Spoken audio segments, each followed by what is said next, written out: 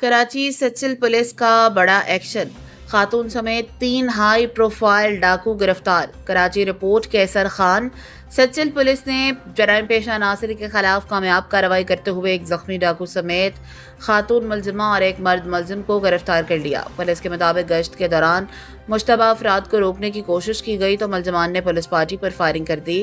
Police ने भरपूर जवाबी कार्रवाई करते हुए एक मुलजिम को जख्मी हालत में गिरफ्तार कर लिया, जबकि एक खातून और एक मर्द साथी को भी हिरासत में ले लिया।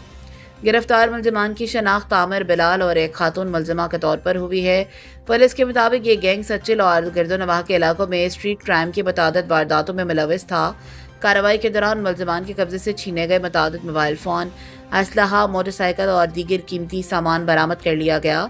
जख्मी मुलजिम को तिब्बी इमदाद के लिए फौरी तौर पर हस्पताल मुंतकिल कर दिया गया। इस कामयाब कार्रवाई में चौक इंचार्ज तारिक और इमरान खोखर ने गैर मामूली बहादुरी, जुरत और पेशा वराना मुहारत का मुजाहरा करते हुए मुलजमान की गिरफ्तारी में अहम किरदार अदा किया, जिस पर अहले इलाका ने सचिल पुलिस की कारकर्दगी को सराहा।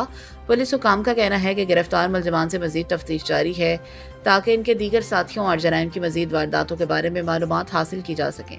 पुलिस ने वाक़े का मुकदमा दर्ज करके कानूनी कार्रवाई का आगाज कर दिया है। Young star TV news.